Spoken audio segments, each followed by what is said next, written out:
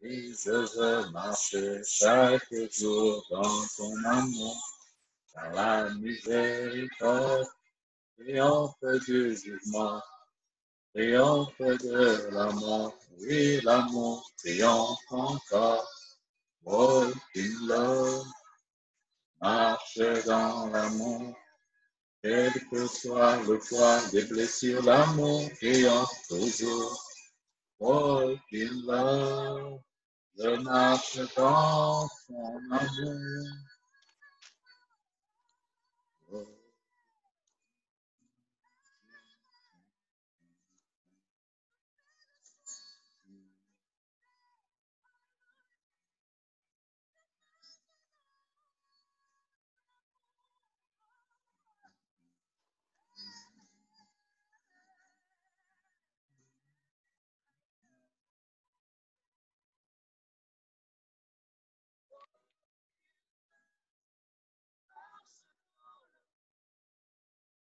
Je veux marcher chaque jour dans ton amour. Ah ouais, ça me parle. Alors, mon frère Passy, Yes, ça va? on est là. En tout cas, je suis tellement béni là, tu peux pas imaginer. Amen, Ça, amen. C'est fait pour. c'est fou, c'est fou, c'est fou. C'est Donc, fait chacun pour. de nous soupirait, exprimer ses soupirs par rapport à ce désir de se retrouver entre frères. Et puis voilà quoi. Donc, quand j'entends parler de Gilbert, quand j'entends parler lui Armand et tout ça, c'est fou. Chacun dans son coin se disait, mais quand est-ce qu'on va se rassembler? C'est extraordinaire. Ouais, c'est extraordinaire. C'est là où la Bible nous dit confessez les uns aux autres Voilà. et soutenez-vous dans les psaumes, dans la prière, dans les supplices. Donc, c'est ça, au fait. C'est ça, le fait de partager, chacun a quelque chose pour son prochain. Ouais. Ce que Gilbert m'apporte, ce que toi tu apportes à Olivier, ce qu'il apporte. Donc, c'est vraiment, Dieu veut que ça soit un tout. Que tes faiblesses On n'est pas porteur de la vérité tout seul, quoi. Non, on ne pourra jamais. On ne pourra jamais. Même Paul disait vraiment prier pour moi. Le grand Paul qu'on connaît, il avait besoin des autres. Donc, chacun de nous a besoin des autres, qu'on se soutienne, qu'on s'exhorte, qu'on se dise vraiment les difficultés par lesquelles nous sommes passés. Ça va aider l'autre. C'est extraordinaire. C'est vraiment une œuvre. C'est une œuvre grandiose que vous avez là. Wow, gloire à Dieu, gloire à Dieu, gloire à Dieu. Amen. Gloire à Dieu. Alors, on va passer la parole à Olivier pour commencer. Je sais que les gens sont branchés. Je ne sais pas s'ils sont là tous, mais on se voit déjà. Donc, Olivier, on a abordé la question de l'identité. Je sais que c'est une question qui était très chère, très, très chère, jusqu'à ce que tu prennes le temps d'en écrire des bouquins. Donc, on veut pas que tu nous exposes tout le travail que tu travailles de toute une vie, là, je sais. Mais au moins, en 4-5 minutes, qu'est-ce que tu as retenu? C'est quoi l'enjeu? C'est quoi le problème? Pourquoi est-ce qu'on n'arrive pas à être nous-mêmes? Pourquoi portons-nous des masques? Et comment enlever ces masques? Donc, en quelques mots, là, je sais que ça prendra une conférence spéciale pour ça. Mais donne-nous un avant-goût pour que les gens qui sont ici viennent ce jour-là. Unmute him. OK. OK. C'est bon, tout le monde m'entend? Ouais. Un tout petit peu. Parlez un peu plus fort, s'il vous plaît. Je vais essayer. C'est mieux? C'est mieux comme ça? Oui. Je vais essayer d'augmenter mon volume, peut-être. OK, parfait. C'est mieux, j'espère. Ouais, c'est bon. Ouais. Parfait. Je commence par féliciter mon ami, mon frère Vramatari, pour son travail et pour cette rencontre. Ça fait presque 2 heures que je suis connecté. Je suis vraiment très, très béni. Amen. Par les apports de l'un de l'autre. Et comme venait de le dire, Gilbert en a touché quelques mots par rapport à l'identité. Je pense que tout part parce que ça fait une dizaine d'années que j'ai commencé à m'intéresser par rapport aux problèmes identitaires, à la crise identitaire. Je pense que si tout va bien, d'ici 2 mois, j'aurai sorti mon 4e livre. Et tout par rapport donc à tout ce qui est identitaire. Et mon premier livre, je l'ai intitulé « Et si tu n'étais pas celui que tu penses être ?» parce que j'ai trouvé que le plus grand problème que nous avons, c'est de ne pas savoir qui nous sommes réellement, ce que nous sommes réellement. Je me rappelle une petite blague, pour vous qui me connaissez, vous savez que j'ai toujours des histoires. C'est quelqu'un qui avait une maladie mentale et il croyait qu'il était une graine de maïs. Alors, chaque fois qu'il voyait les oiseaux, il essayait de courir. Et un jour, on l'a interné dans un asile psychiatrique et on l'a soigné. Et durant 2 ou 3 mois, après, il a commencé à aller mieux. Et le médecin lui a posé la question, est-ce que tout va bien? Ah, il a dit oui, tout va bien. Et on lui dit, qui es-tu? Il a dit, je suis un homme. Et le médecin lui demandait, tu n'es plus une graine de maïs? Il disait, non, non, non, pas du tout, je suis un homme. Alors, on a dit, il faut qu'on le laisse partir. Donc, il rejoint sa famille. Et quand il est sorti, la première chose qu'il a fait, quand il a vu les oiseaux, il a détalé, il a couru. Et tout le monde a couru derrière lui pour l'arrêter. On lui a dit, mais pourquoi tu cours? Est-ce que tu crois que tu es toujours une graine de maïs? Il a dit, non, non, non, non, non, pas du tout. Moi, je suis un homme. Il a dit, on lui a posé la question, mais pourquoi as-tu couru? Il a dit, moi, je crois que je suis un homme. Est-ce que les oiseaux sont-ils au courant que je suis réellement un homme?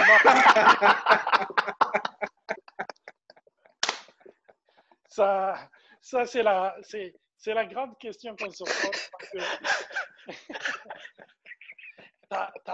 On n'a pas informé les oiseaux. Ta course ou ma course, au fond, démontre le degré d'identité ou la connaissance que tu as par rapport à ton identité. Parce que nous faisons ce que nous faisons pour devenir. Et comme on parle de la dépendance affective, c'est se tourner à l'autre pour être complet. Et c'est ce qui arrive dès notre jeune âge. Quand on est enfant, l'enfant n'est pas conscient de ce qu'il est. L'enfant est conscient de ce qu'il a. Quand il détient un jouet, pour les filles, quand elles détiennent donc des poupées, elles croient qu'elles sont les poupées. Moi, je le voyais avec mon fils. Quand j'essayais de lui prendre son jouet, des fois, il cognait même la terre donc, contre le mur. Et je disais, mais est-il conscient qu'il a plus de la valeur que ce jouet que je viens de lui prendre? Au fond, il n'est pas conscient de ce que je viens, qu'il y a une grande différence entre lui et la chose qu'il détient. En grandissant, la poupée ou le jouet est remplacé par ma maison, mon statut social, ma position, ma voiture, mes bijoux, etc. Ou mes amis. Et ce qui se passe, c'est que chaque fois qu'on essaie de prendre l'objet de notre identification, on se sent toujours en danger. Et c'est ce qui se passe parce que les yeux sont rivés vers l'extérieur en croyant. Parce que quand un enfant a un jouet et qu'il y a un autre enfant qui a un jouet, l'enfant se sent dans l'insécurité parce que son identité découle de ce qu'il possède. Alors, pour être quelqu'un d'important, il faut que l'enfant obtienne 2 jouets pour avoir plus que son ami, que l'autre. Alors là, il va croire, donc, malheureusement, qu'il devient quelqu'un d'important. Et regardez, c'est ce qui se passe avec nous quand nous grandissons. Quand j'ai une voiture et qu'il y a mon frère qui possède une autre voiture, je me sens toujours dans l'insécurité quelque part. Je ne me sens pas satisfait. Il faut que j'en possède 2. Il faut que j'ai plus que lui pour devenir. Et je me rappelle de cette parole de Jésus quand il dit, si quelqu'un prend ta chemise, donne-lui aussi ton manteau. Parce qu'à son époque, les gens s'identifiaient par rapport aussi à ce qu'ils portaient comme habit. C'est comme aujourd'hui, quand tu portes un uniforme, on sait là où tu travailles, on connaît aussi tes grades. Donc, on peut dire c'est une personne importante ou pas. Alors, Jésus dit, au fond, c'est toi qui donnes la valeur à l'habit. Ce n'est pas l'habit qui te donne la valeur. Donc, on est dans une mentalité où plus je possède, plus je suis respecté. C'est pour cela qu'on est dans une course pour avoir plus. Et quand on parlait de dépendance affective, ça tombe toujours dans le même contexte parce que ce que j'ai actuellement ne me satisfait pas. Au fond, je ne sais pas que je ne sais pas que j'ai tout ce qu'il me faut. J'aime la parole de Dieu dans Colossiens 2:10 qui dit, vous avez tout pleinement en lui. En Et Christ. Jésus, en Christ. Et la parole de Dieu nous dit, Jésus dit, moi et mon Père, nous viendrons et nous habiterons dans vos cœurs. Qu'est-ce qu'il nous montre par là? Il nous montre que tout ce dont nous avons besoin n'est pas à l'extérieur de nous, mais au fond de nous. Mais l'illusion identitaire nous montre que au fond de nous, nous n'avons rien. Il faut porter nos regards vers ce qui est à l'extérieur. J'ai besoin de goûter à ça. J'ai besoin d'expérimenter ça. Pourquoi as-tu besoin d'expérimenter ça? Mais c'est pour devenir. Parce que tu ne sais pas qui tu es déjà. Tout ce que tu pourras devenir. Je donne souvent l'exemple. La graine possède en elle les branches, les racines, les fruits, les feuilles. Nous sommes comme les graines dans certaines situations. Nous ne savons pas, nous renfermons en nous tout ce dont nous avons besoin.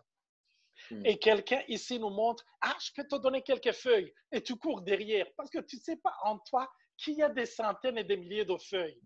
Quelqu'un te dit, je vais te donner un fruit. Tu te dis, il faut que je cours, il faut que j'aille. Parce qu'au fond de toi, tu ne sais pas que tu renfermes des centaines et des milliers de fruits.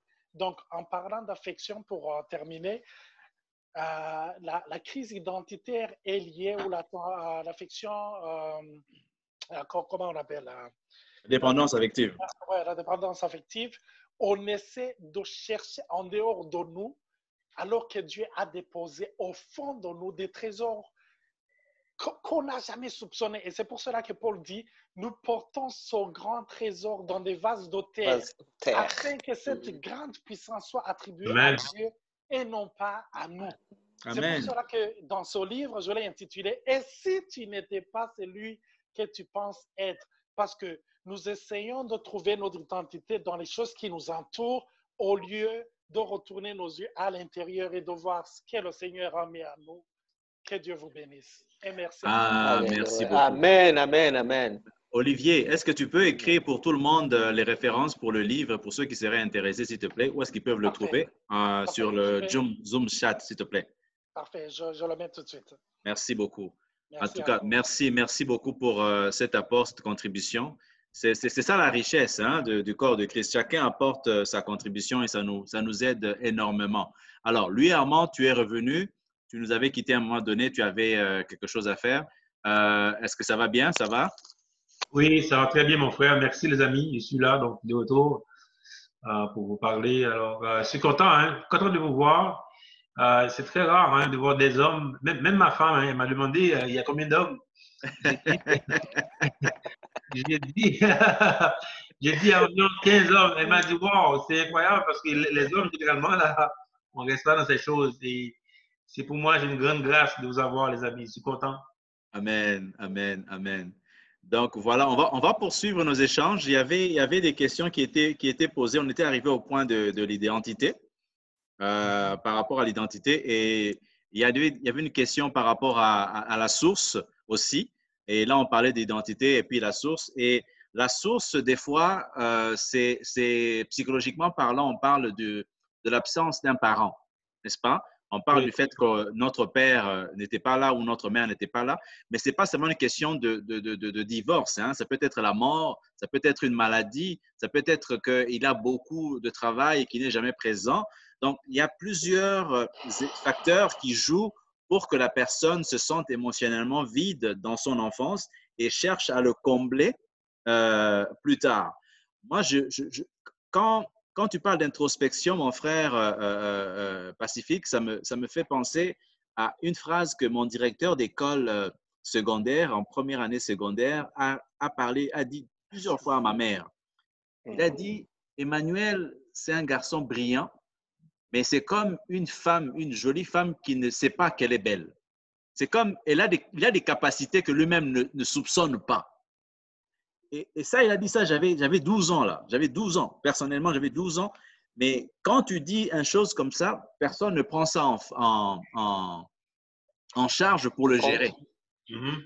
Alors qu'ici, au Canada, je pense que les enfants qui ont ce genre de problématique, dès qu'on détecte ça, on peut prendre ça en charge et puis commencer à à le soutenir, à l'envoyer chez le psychologue de l'école, et ainsi de suite, pour voir un peu qu'est-ce qui se passe au niveau de leur famille, s'il y a il y a des troubles, il y a des dysfonctionnements, pour essayer de l'accompagner.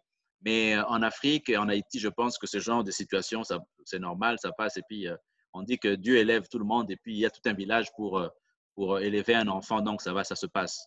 Donc, c'est un peu ça la situation que je voulais, un plus que je voulais apporter par rapport à la source des situations, des difficultés. Alors, est-ce qu'il y a d'autres questions pour qu'on puisse continuer nos échanges ou d'autres aspects qu'on n'a pas abordés pour le moment? Eric est revenu. Eric, est-ce que tu as eu des réponses à ta question? Oui, en fait, je voulais peut-être compléter ma réponse à Eric. Ouais. Ouais. Oui, alors Eric a posé une très bonne question par rapport au mariage. Je disais que moi, personnellement, ayant reçu la grâce, parce que moi, ma femme avait le droit de divorcer, hein, elle avait le droit de le faire. Donc, pour moi, ça a été une grande grâce qu'elle n'a pas faite, mais devant Dieu, elle avait le droit de le faire. Moi, je ne dirais jamais à quelqu'un de divorcer, parce que si moi, j'ai reçu la grâce, je ne peux pas dire le contraire à quelqu'un. Et donc, tu te demandais, Eric, jusqu'où on doit arriver avec ça. Personnellement, la réponse que j'aimerais donner, c'est peut-être jusqu'à la grâce de Dieu.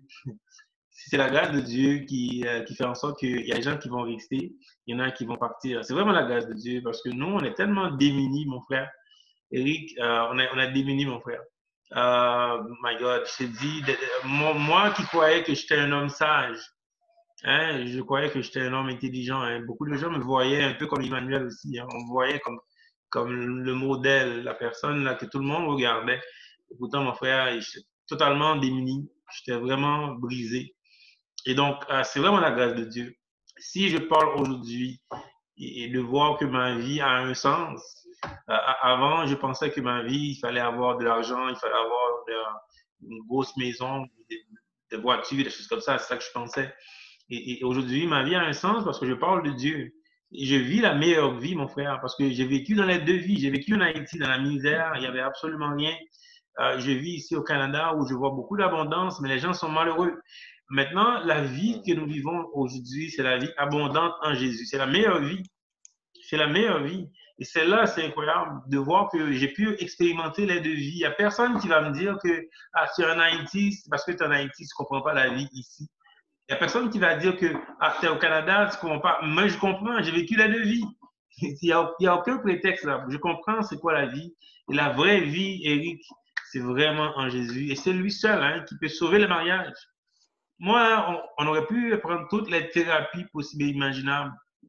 On aurait pu penser qu'on est patient avec sa femme ou avec son mari qui a trompé. Mais c'est la grâce de Dieu au bout du compte qui va nous garder ensemble. Et c'est la grâce de Dieu. Ma femme et moi, quand je l'avais rencontrée, j'avais seulement, je pense, 18 ans. Elle avait peut-être 17 ans à l'époque. Je la voyais, je l'aimais. Oh my God, elle était tellement belle. Je la voyais. Et malgré l'amour que j'avais pour elle, c'était pas suffisant, mon frère. Malgré l'amour que j'avais, elle aussi, elle m'aimait aussi. Hein. Deux amours. Hein. Elle m'aimait, moi, je l'aimais. Malgré cet amour, malgré l'amour que j'avais pour elle, c'était pas suffisant. Et au bout du compte, c'est la grâce de Dieu qui est suffisante. C'est vraiment la grâce de Dieu. Et je prie que dans les mariages, qu'il y a la grâce de Dieu et que Dieu puisse rétablir les foyers divisés, les foyers souffrants. Il y a beaucoup de foyers qui sont ensemble, mais souffrants. Et c'est vraiment la grâce de Dieu que je prie que la grâce soit sur vous, que vos familles soient vraiment des familles bénies de Dieu. Amen. Amen. Merci, mon frère Louis Armand. Je vois Pasteur Bob qui a la main levée. Tu as quelque chose à dire, Pasteur Bob?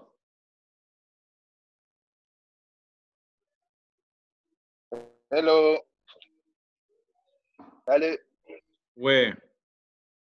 Merci beaucoup pour vos interventions. Merci Pacifique. Vous m'entendez?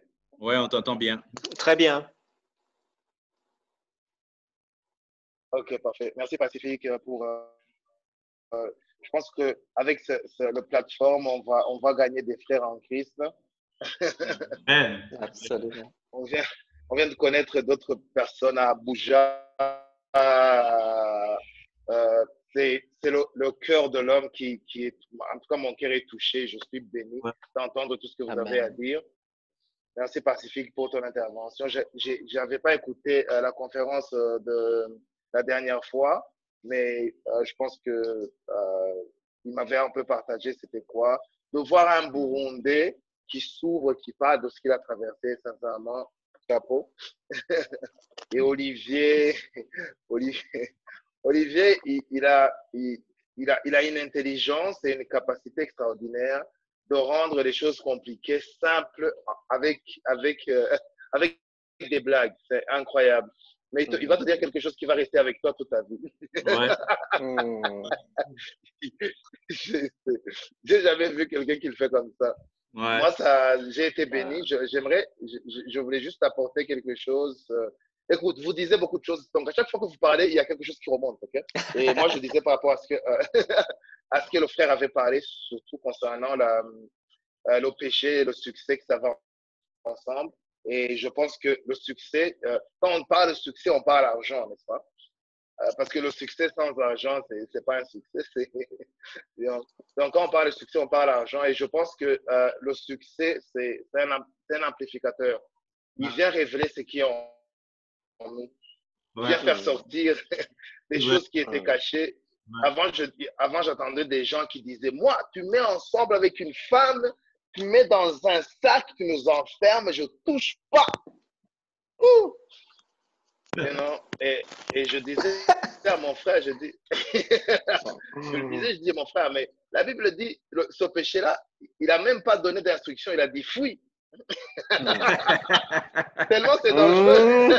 Absolument. Amen. Absolument. Mais toi, tu as des stratégies.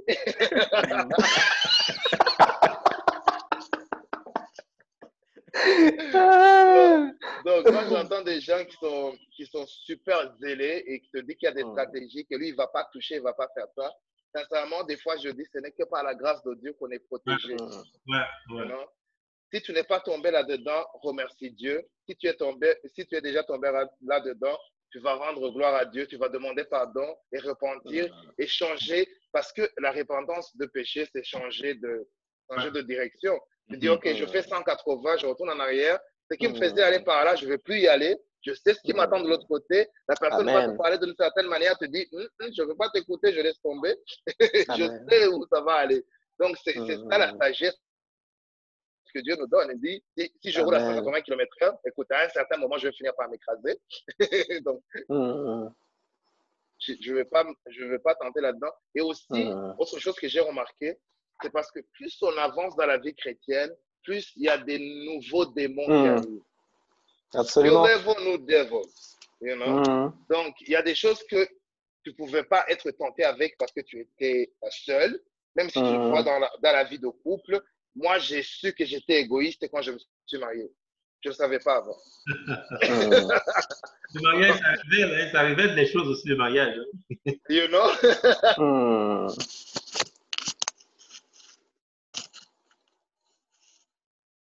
Oui, on l'a perdu. Oui, il est parti. C'est un bon commentaire qu'il a fait là par rapport au mariage. Mais le mariage, c'est incroyable comment Dieu a créé le mariage. Je vais laisser parler. Vas-y, Bob. Ah, Bob est revenu?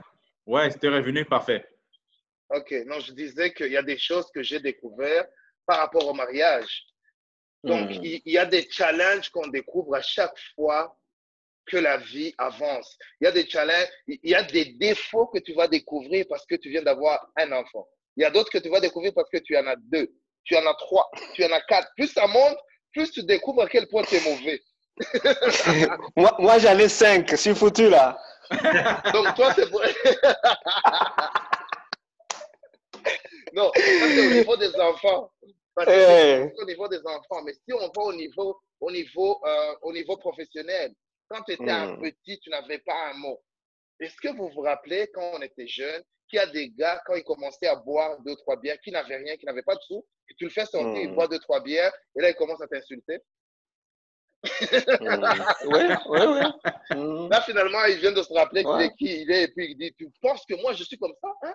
Donc, on dit qu'il y a des états qu'on arrive, et puis ça va sortir le fond de qui tu es vraiment. Et ça se découvre avec la vie. C'est pour ça que c'est mieux pour nous de rester proche de Jésus, comme disait le frère Armand, le matin, de lire les psaumes. Les psaumes, c'est le livre qui nous rapproche plus de Dieu, comme les proverbes, c'est le livre qui nous rapproche plus des hommes, qui nous donne notre capacité. Tu as déjà lu les proverbes en allant faire une entrevue, tu as vu à quel point tu es sage, tu es intelligent et tout.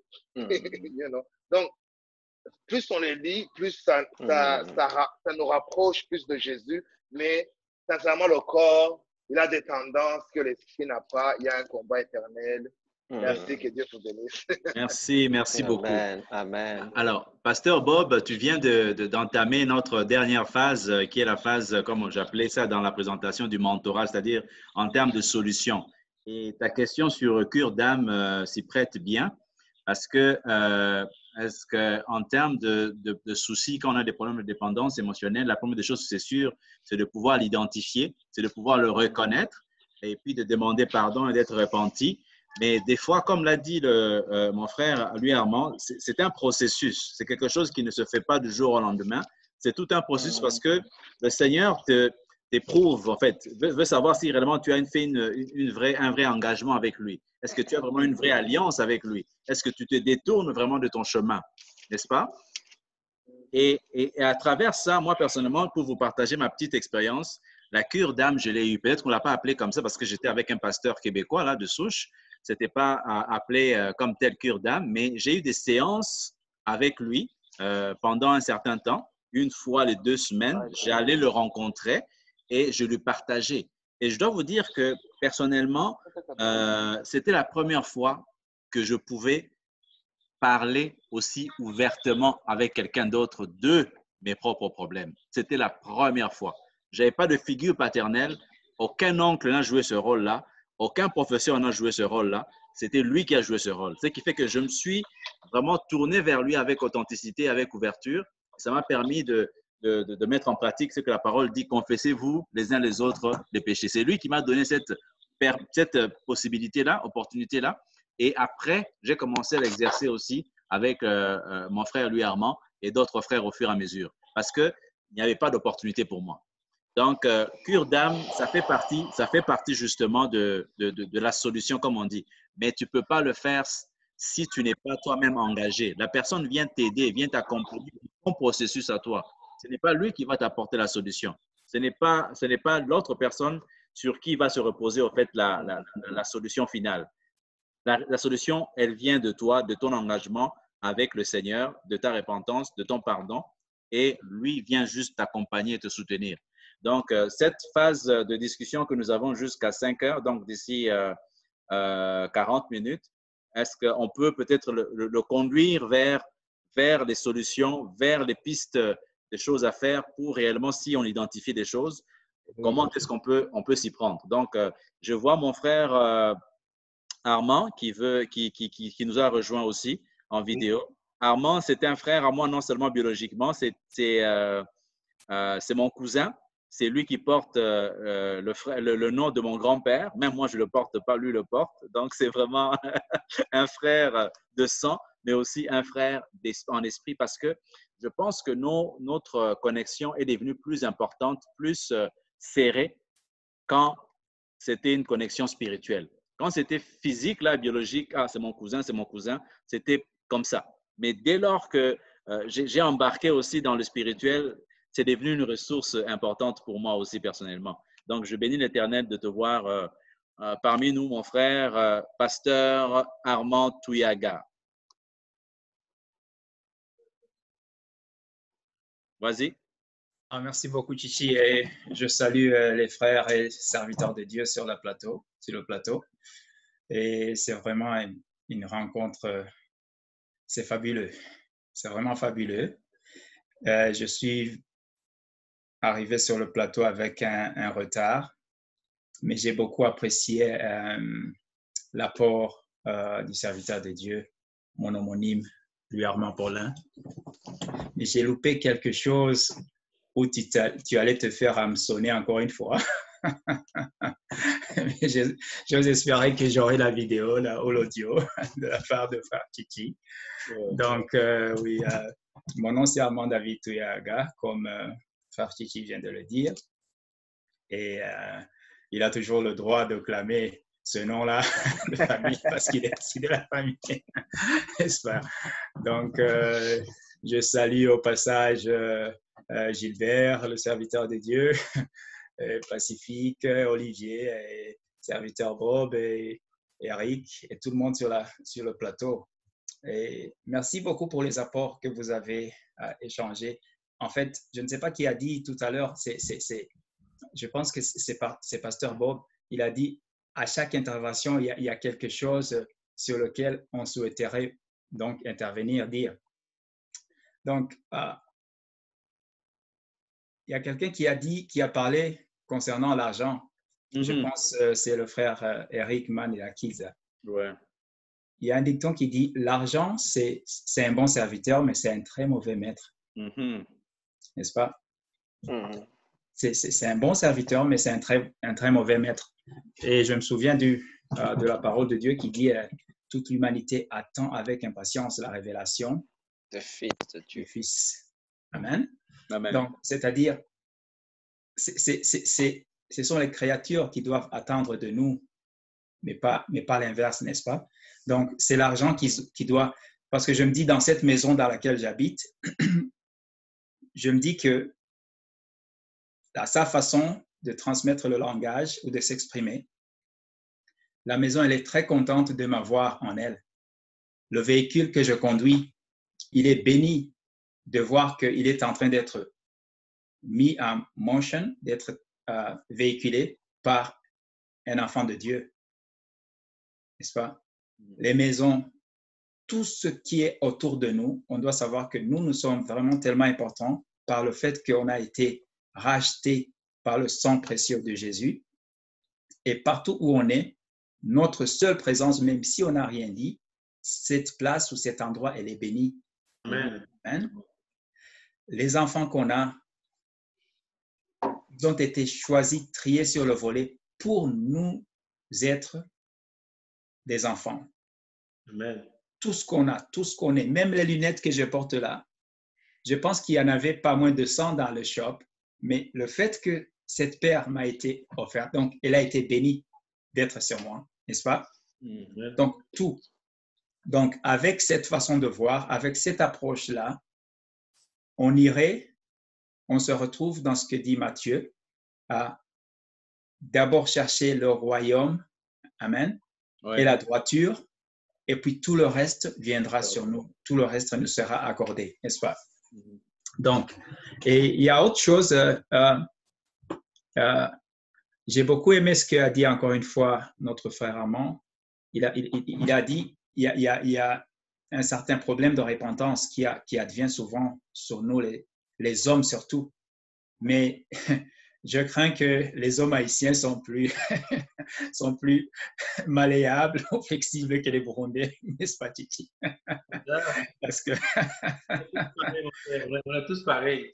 Il y a beaucoup de difficultés qu'on a. Jusqu'à présent, beaucoup de gens refusent la repentance. C'est à cause de ça. Ils rejettent Jésus à cause de la repentance. Exactement. Le monde parle, le Seigneur, cette semaine, il m'a montré les forteresses. Tu sais, les gens là qui ont des raisons pour ne pas servir le Seigneur, c'est des choses que les gens se donnent, des raisonnements. Même au Québec, frère Armand, et je suis content qu'on a le même nom.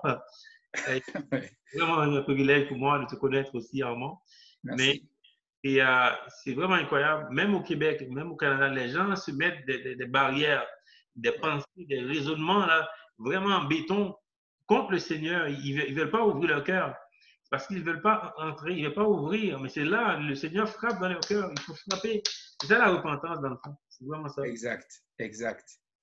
Et là je me porte sur le verset dans Joël, le livre de Joël, le chapitre 2, le verset 13 qui dit « Déchirez vos cœurs et non vos vêtements. » N'est-ce pas? Ça c'est fabuleux. L'Éternel dit « Déchirez vos cœurs et non vos vêtements » parce qu'Israël avait l'habitude de juste déchirer les vêtements, mais quelque temps après revenir à la même chose, n'est-ce pas? Donc, on doit vraiment entrer dans ça, déchirer nos cœurs et non pas seulement les vêtements. Vous avez aussi abordé quelque chose de dire qui est celui, c'est pasteur, je pense Léopold, il n'est plus sur le plateau, il a dit, il faut qu'on se rassure, c'est qui avec qui on travaille, n'est-ce pas? Vraiment, cela m'a beaucoup touché. J'espère qu'il aura aussi cette information et cet éloge. C'est souvent qu'on a la tendance de penser que toutes les personnes qu'on est en train de côtoyer, ils ont eu la chance d'être nés de nouveau. Et il y a des gens de nos communautés.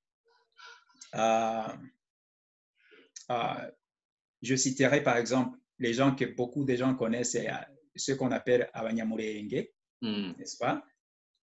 C'est une communauté congolaise et la plupart des personnes qui sont dans la famille, c'est des gens qui ont connu Dieu depuis très longtemps. Alors, l'enfant, il grandit en disant, en se croyant né de nouveau, en se croyant chrétien.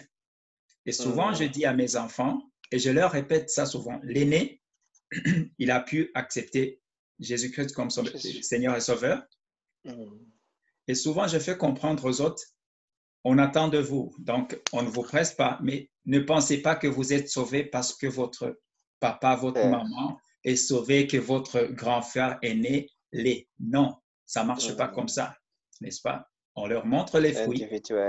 C'est individuel, n'est-ce pas? Donc, le plus souvent même ici, dans la communauté dans laquelle on habite, on pense souvent que tout Africain qui vient, ou bien toute personne qui va venir à l'église, elle est sauvée.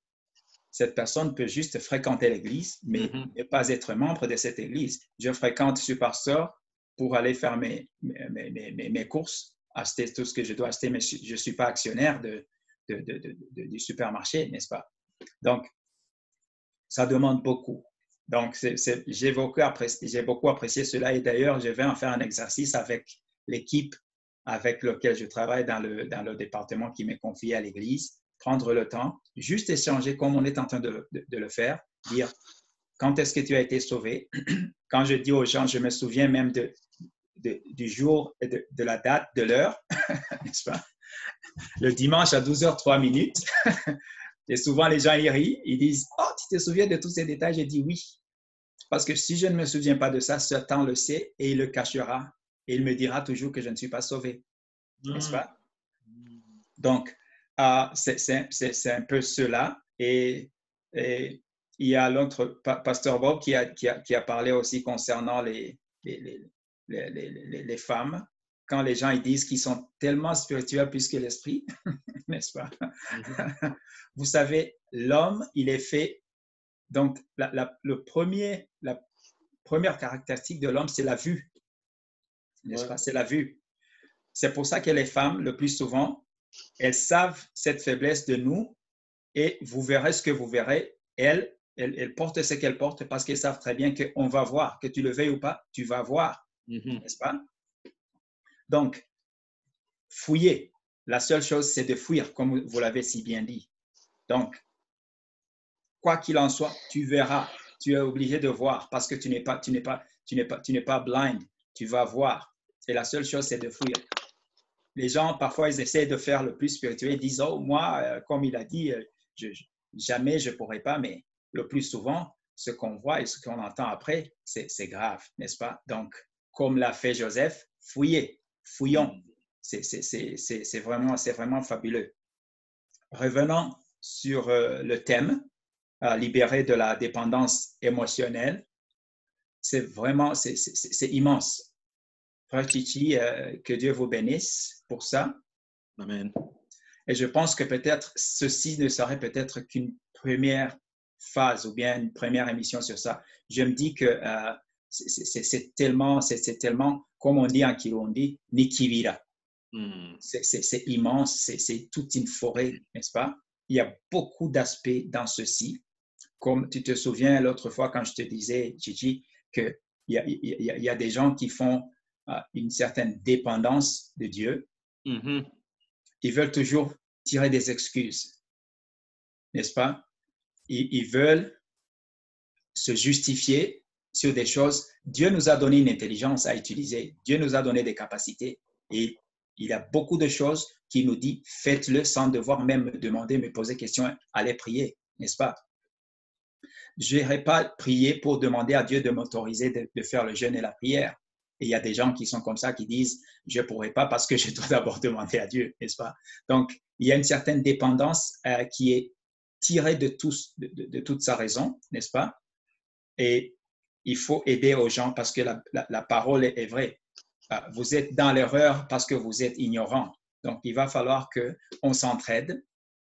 Il va falloir qu'on s'entraide afin qu'on ne demeure pas dans un cocon pensant qu'on est en train de cheminer vers le vrai alors qu'on est en train de cheminer vers l'ivraie parce que peut-être on n'a pas eu la chance de pouvoir écouter quelqu'un qui puisse nous enrichir dans ça, qui est un Eric Manirakiza, qui est un Pacifique, qui est un Armand, qui est un Chichi ou qui d'autre, n'est-ce pas? Et on apprend des expériences des autres et à partir de leurs failures, de leurs échecs, nous, ça devient une révélation, n'est-ce pas?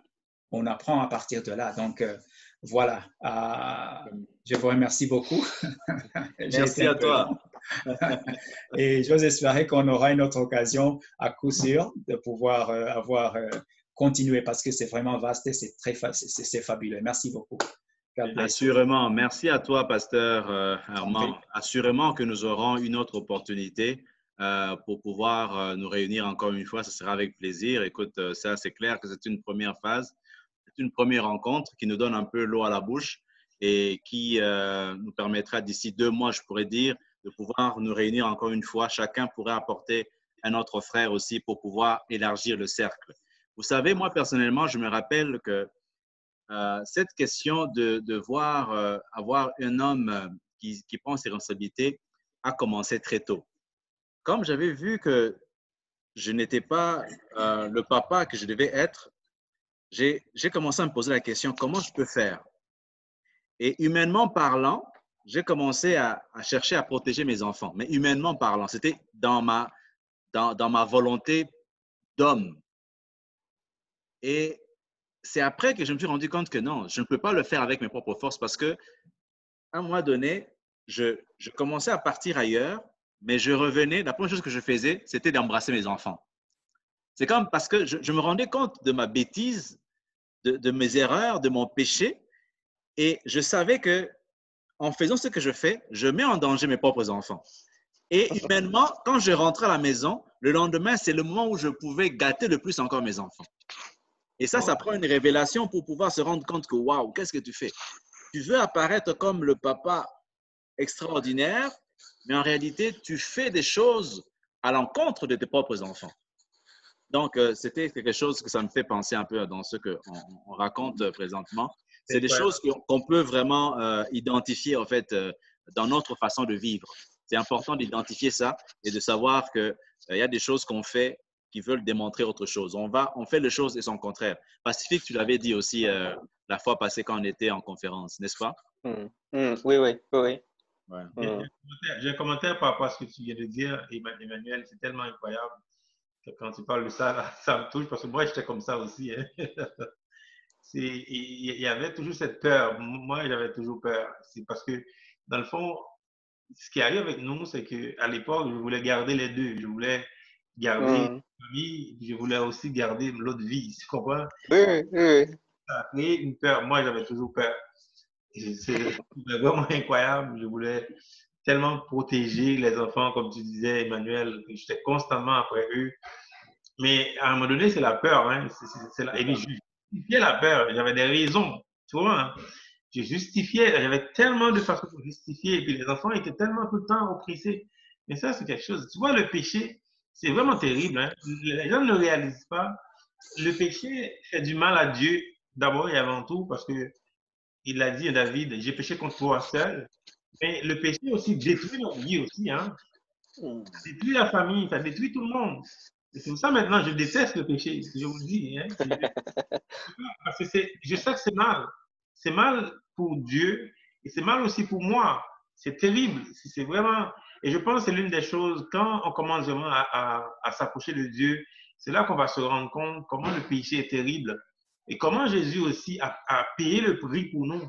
Et je pense que c'est probablement là, frère Armand, quand tu parles de conversion, quand tu parles vraiment de connaître Jésus, c'est là, quand quelqu'un vraiment comprend la réalité du péché, Je pense que c'est là un début du salut. C'est là un début que tu as reçu vraiment le salut. Parce que la compréhension du péché, ça change totalement ta vie. C'est pas juste que tu vas faire ça là, c'est terrible. C'est là que tu te rends compte vraiment là, que tu es sauvé. Moi, je crois que la repentance et la compréhension du péché sont des choses vraiment qui montrent qu'on a reçu le salut, je pense en tout cas. Ouais.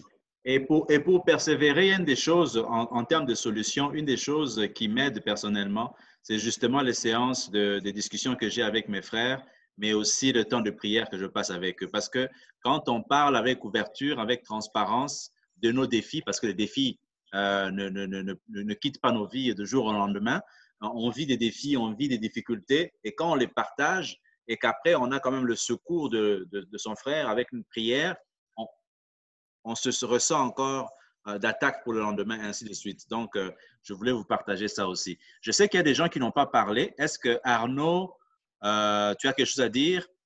Est-ce que Elvis, tu peux parler, hein? Sois à l'aise. Je sais que tu es plus anglophone. You can speak in English. It's okay. Yeah, je peux traduire pour lui aussi s'il veut. Yeah, Elvis. Non, je suis francophone. Ah, d'accord. Seulement l'anglais, quand tu tapes sur le clavier avec l'anglais, il n'y a pas d'accent à mettre, donc c'est plus facile pour moi comme ça. Vas-y alors, Elvis. C'est bon. Okay. Juste une petite chose quand je suis venu et qu'il y avait Olivier qui parlait. Ouais. J'ai étudié avec Olivier au secondaire, de 9e à la première. Donc, je connais son parcours parce que son papa était notre professeur de religion aussi. OK. Donc, il y a des blagues que, quand il est fait, ça me rappelle beaucoup plus Son papa. Son père que… Ouais. C'est un peu quelque chose qui revient à ce que j'ai entendu pendant qu'on parlait de l'identité, du péché, des femmes, du mariage, de grandir et tout ça. Ça m'a un peu amené à regarder juste ma personne parce que des fois, on regarde les autres, on dit « Oh, ça se passe chez les autres, chez moi, non, ça ne se passe pas comme ça. » Moi, mon père est mort quand j'avais 18 ans. J'étais en première, donc je finissais le secondaire. Et normalement, à cet âge-là, on est encore jeune, on est encore comme… On est insouciant, quoi. Et puis, du jour au lendemain, étant le fils aîné de la famille, tu commences à réaliser qu'il y a un fardeau qui va sur ta tête immédiatement, il y a des charges que tu dois prendre, il y a des décisions que tu dois prendre. Et c'est des choses qui m'ont aidé un peu à grandir, rapidement, je dirais, mais un peu à sauter une étape de la vie. Donc, il y a cette étape d'insouciance de 18, 19 ans, 20 ans, tu commences l'université, tu es insouciant, mais à cet âge-là, tu commences à penser à ta famille, à tes frères, tu commences à t'ajuster dans tout ce que tu fais. Et franchement, par là, je sais que Olivier, on a grandi ensemble, Eric, Maniakis, on se connaît depuis très jeune. Il y a beaucoup de choses que une personne de dehors, il te voit et dit « Oh, c'est un garçon gentil, il est calme, il n'est pas ceci et ceci et ceci. » Mais de l'intérieur, c'est juste l'humain qui est bon. Mais la connexion avec Dieu, je sais que la plupart des fois, nous, à notre âge, on regardait les gens qui étaient sauvés à l'âge de 16 ans, 17 ans, 18 ans, tu les regardais, mais tu te dis, tu manques beaucoup de la vie. Mais quand je m'assois et que je me rappelle que j'ai donné ma vie en 1996 et que j'ai accepté de marcher avec Jésus comme, je dirais, 11 ans plus tard, je me dis pourquoi j'ai perdu toutes ces années. Parce qu'au fait, toutes ces années, je travaillais comme homme. J'utilisais mes forces pour gérer mes frères, mes sœurs. On est une famille de 8 enfants. Et je travaillais, j'étudiais, je me disais que tout allait bien. Mais quand j'ai accepté de vraiment marcher sous Jésus, d'être sous ses commandements, j'ai compris au fait que je travaille comme homme. Et c'est beaucoup plus les biceps qui travaillaient. Ce n'était pas le cœur, ce n'était pas la tête qui fonctionnait, mais j'ai compris aussi que aussitôt que tu mets tout dans Jésus, tu dois savoir que lui aussi, il a sa part à jouer avec toi. Amen. Tu t'identifies dans ce qu'il a sauvé et tu sais que tu as été sauvé. Quand tu ne peux pas faire une chose, ce n'est pas dans les 24 heures que tu vas le faire, tu donnes ça à lui. Et j'ai beaucoup de situations où je l'ai vu vraiment agir. Mais comme on a dit, comme Bob l'a dit, quand tu grandis, aussitôt que tu prends une mission et une autre, tu grandis spirituellement, les choses changent. Et tu entres dans le mariage, c'est autre chose. Avec mes frères, je disais, tu fais ça, tu fais pas ça. Tu viens, tu restes, tu t'assois, il parle, je dis, tu parles pas. Mais ce langage, tu l'amènes dans le foyer, oh my God. C'est autre chose. Donc, je dis que, ouais. Je dis que des choses comme ça fait un bon bout de temps que je suis vos exposés sur Facebook, sur WhatsApp, et tout. Aussi, étant né de nouveau, je parle avec mes pasteurs, avec des gens beaucoup plus à l'aise avec moi. Mais aussi, j'aide ceux qui sont derrière moi pour parler. Parce qu'une chose que je sais, c'est un voyage. Mhm. Si j'y vais seul, oui, je vais vite. Mais si j'y vais avec une équipe, avec tout le monde, on va loin. Donc, de l'expérience que vous avez, de l'expérience qu'il y a à côté de moi, on se parle et on s'ajuste et on se fait grandir. Et vraiment, j'espère que ce plateforme, ça va pas être comme quand on a du temps, mais qu'on devrait plutôt le mettre comme sur du béton, se nous dire que Amen. Une fois les 2 mois, on se rencontre, on se donne rendez-vous, on sait. Et les sujets qu'on va traiter, on les amène. Parce que j'ai regardé les visages que j'ai vus sur ce plateau. Tout ce que je connais, c'est des gens qui ont à donner, à partager. Même, je dis publiquement parce que tout le monde se connaît de l'intérieur. Mais on a d'autres amis à nous on sait qu'ils sont dans la galère, visiblement. On est tous dans la galère d'une façon ou d'une autre. Mais on la gère des fois avec une certaine façon, une certaine facilité parce qu'on a des contacts. Par exemple, si j'appelle Pasteur Bob, je lui dis, étant ami à moi direct, je lui dirai ouvertement ce que j'ai à lui dire. Amen. Et je sais qu'il m'aiderait. Olivier, je sais que je parlais avec lui parce qu'on se connaît depuis longtemps, on connaît beaucoup d'histoires entre nous, d'adolescents en grandissant, en ayant fait les semaines ensemble et tout ça. Je sais que je m'ouvrirai beaucoup plus à lui. Et il y a d'autres gens qui s'ouvriraient à moi, mais que je puiserai sur cette plateforme pour les aider aussi. Donc, j'espère que dans les 2 semaines qui vont venir, on va faire quelque chose de beaucoup plus costaud avec des gens qui vont venir pour prendre des notes. Et vraiment, merci pour l'initiative. Merci beaucoup, Elvis. Merci beaucoup. Donc, est-ce que vous pouvez déjà proposer des sujets dans le chat groupe? Comme ça, d'ici 2 mois, on va se retrouver, on va trouver les bonnes personnes qui vont nous animer par rapport à ça. Donc, faites des propositions de thématiques pour que d'ici donc le mois d'août, on va prendre un rendez-vous et on pourra le faire. Parce que le mois de juillet est déjà couvert, mais au mois d'août, une fois les 2 mois, comme vous l'avez dit, on va pouvoir se retrouver. Et cela n'empêche pas, bien sûr, qu'entre nous, de toute façon, tu le fais déjà, tu parles à Olivier, tu parles à Bob, comme moi je le fais, je parle à lui Armand, je parle à mon frère Armand, et puis je parle à mon frère aussi Olivier et Pacifique régulièrement pour des questions spécifiques et personnelles. Mais qu'il y ait une plateforme où tout le monde se retrouve une fois les 2 mois, de manière à ce que les gens qui, entre nous, qu'on puisse se soutenir, qu'on sente qu'on est dans un groupe et on avance ensemble. Ça vous va? Oui. Frère Chichi, je peux juste dire 1 ou 2 mots sur quelque chose. En fait, Elvis, il a parlé de quelque chose concernant le mariage, le foyer, quelque part. Je pense aussi l'une ou l'autre personne sur le plateau ici. Et il y a une certaine réflexion que j'ai sur ce qu'est le foyer. En fait, pour moi, le foyer, c'est un foyer de baluchon. Vous savez? Donc, les 2 personnes y viennent. Chacun a fait son bonhomme de chemin. Il a son baluchon, n'est-ce pas? Donc, je mets mon baluchon là-bas. Maryse, ma femme, elle amène son baluchon. Et au fur du temps, il y a des baluchons dans la maison, n'est-ce pas? Parce que chacun a amené son propre baluchon. Mais maintenant, qu'est-ce qui se passe? Chemin faisant, chacun prend dans le baluchon ce qu'il ne trouve pas de matching pour l'autre. Je jette dehors. J'ai 2 choix. Soit le jeter dehors ou le laisser pourrir et ça va commencer à sentir mal parce que ça n'a pas trouvé de matching chez l'autre. N'est-ce pas? Donc, c'est un baluchon, c'est plein de trucs. Il y a ceux qui matchent avec le baluchon de Maryse, il y a ceux qui ne matchent pas. Donc, c'est la flexibilité, encore une fois, je reviens sur le mot, de dire, OK, ce qui ne matche pas, je le prends du baluchon, je le jette. Ce qui match, on le laisse là-bas. Ça va contribuer pour faire grandir le foyer, n'est-ce pas?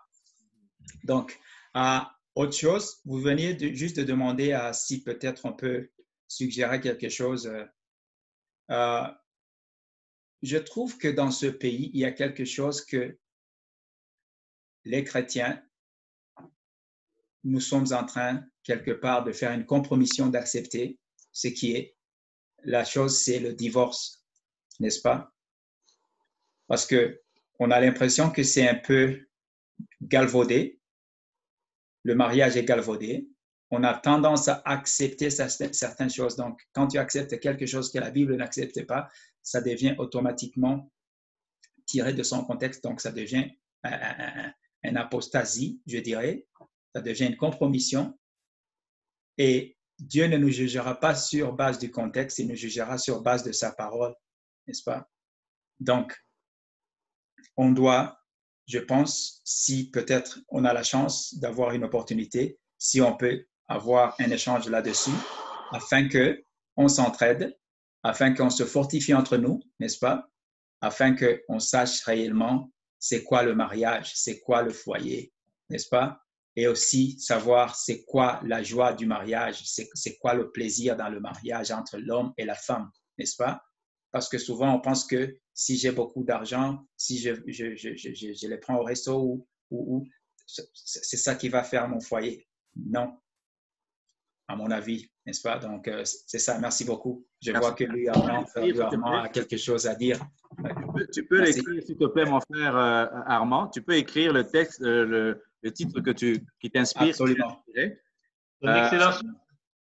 Alors, le commentaire, je voulais faire, j'appuie à la proposition de mon frère Armand. C'est pas à cause du nom, là, mais c'est à cause du sujet. C'est vraiment un excellent sujet. Si on peut effectivement prendre la prochaine rencontre, qu'on parle du mariage, moi, je suis d'accord avec ça aussi.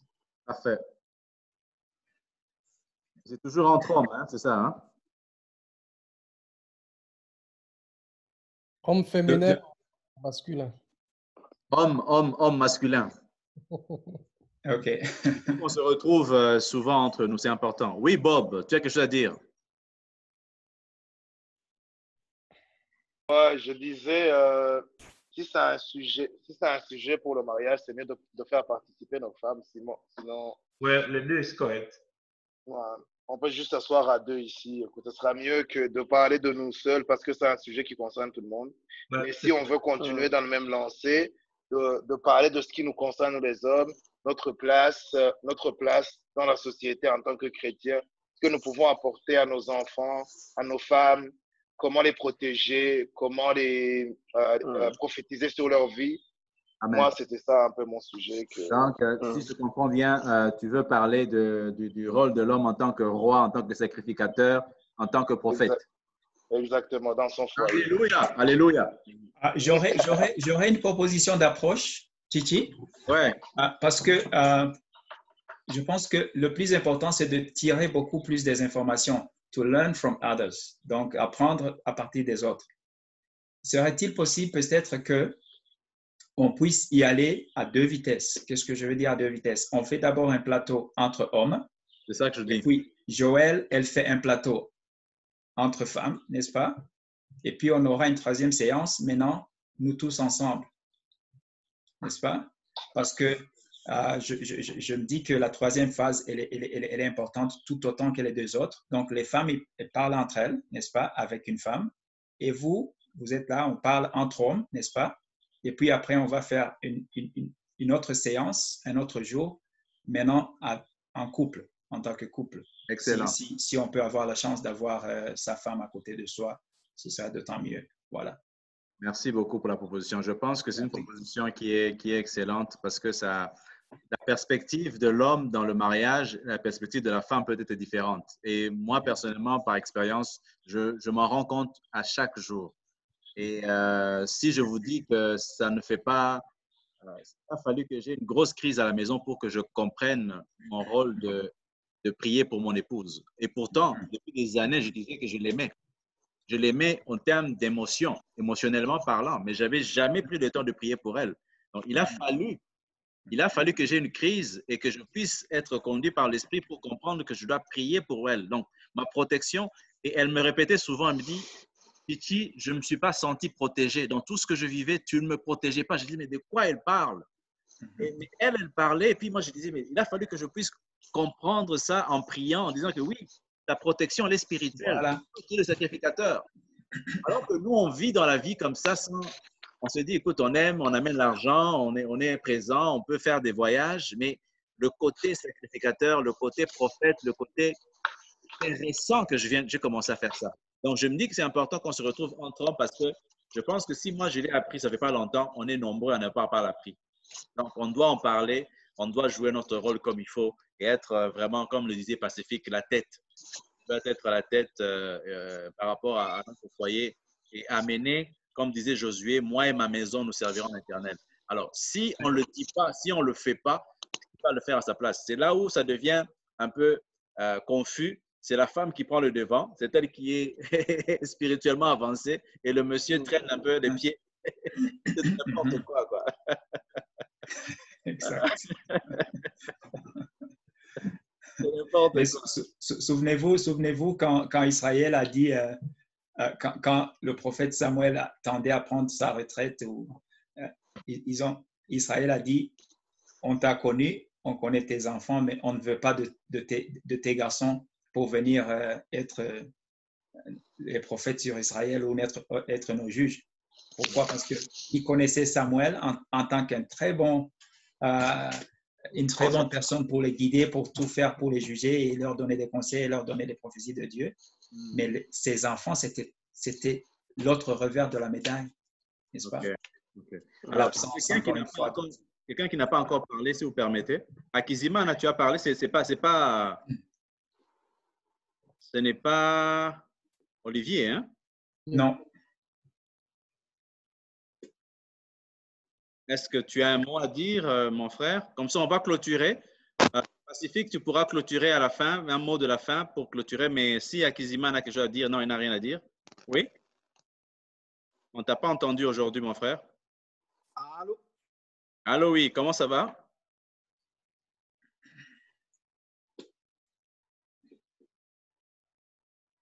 Ça ne passe pas. C'est bon?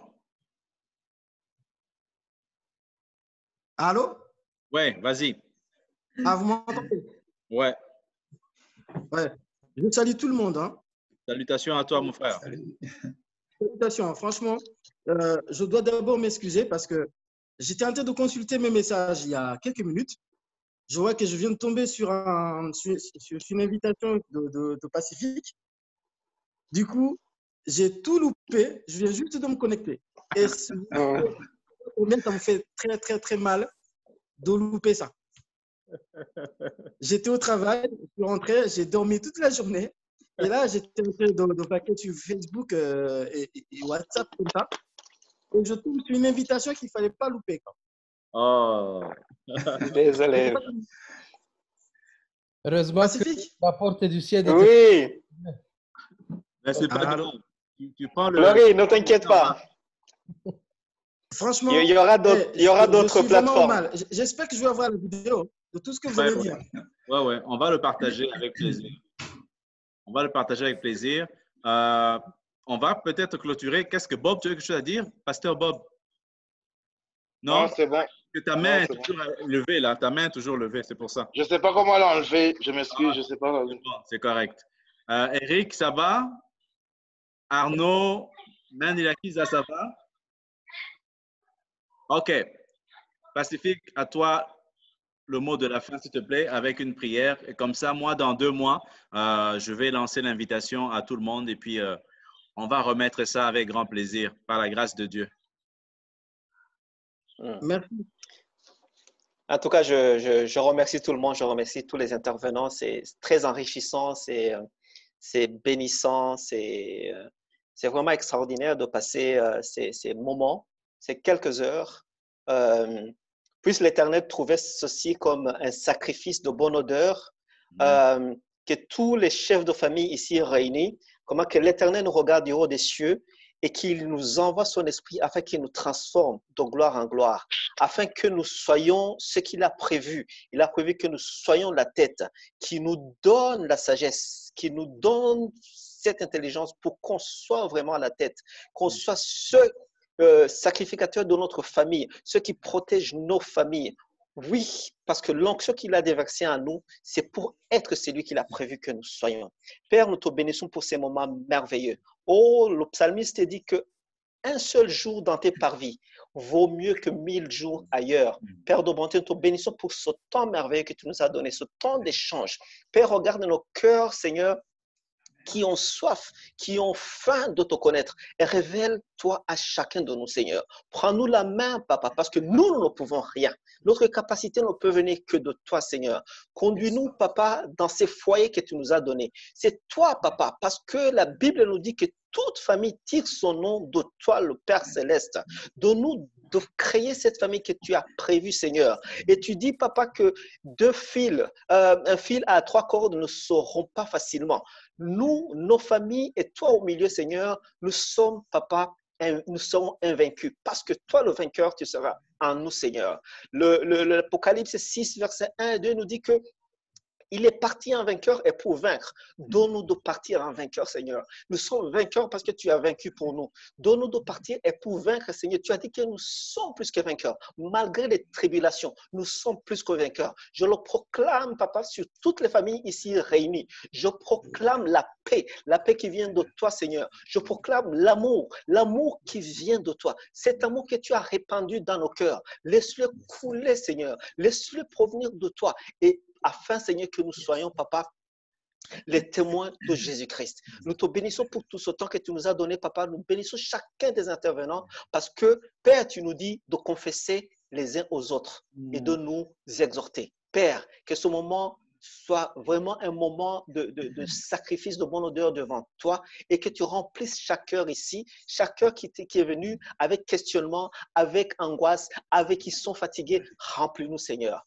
Remplis-nous, Papa. Nous amenons tous nos fardeaux à tes pieds parce que nous savons que toi seul, Seigneur, tu peux nous faire vaincre. Nous te bénissons, Papa. Bénis l'orateur qui a organisé. Bénis l'œuvre que tu as mise dans la main d'Emmanuel et sa famille pour Family First, pour Testimony, pour tous les projets, Seigneur, qui n'ont qu'un seul but, faire accroître le royaume des cieux sur la terre. Nous te bénissons, Papa, parce que c'est toi qui nous donnes la capacité. Sois béni, sois exalté. C'est dans le nom puissant et glorieux de Jésus-Christ que je prie. Amen. Amen. Amen. Amen. Amen. Amen. Amen. Donc, Merci beaucoup. Merci infiniment. Le rendez-vous est pris pour tout le monde qui sont intéressés pour le dernier samedi du mois d'août. Pour ce qui est des détails, on pourra le faire au fur et à mesure par WhatsApp. Mais le dernier samedi du mois d'août, on se réunit pour une nouvelle rencontre entre hommes pour parler justement de notre rôle dans le mariage, notre rôle de roi, notre rôle de prophète et notre rôle de sacrificateur. C'est deux choses qu'on doit apprendre. Une fois qu'on a guéri de nos blessures, une fois qu'on a enlevé les baluchons, comme tu disais, mon frère Armand, qu'est-ce qu'on fait? C'est quoi le rôle que nous jouons? Parce que nous n'arrivons pas à jouer nos rôles comme il faut parce qu'on a des blessures, parce qu'on a des problèmes.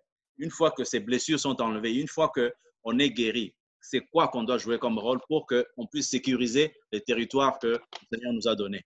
Donc, je vous remercie infiniment pour votre participation. Je remercie infiniment tout ce que vous avez apporté.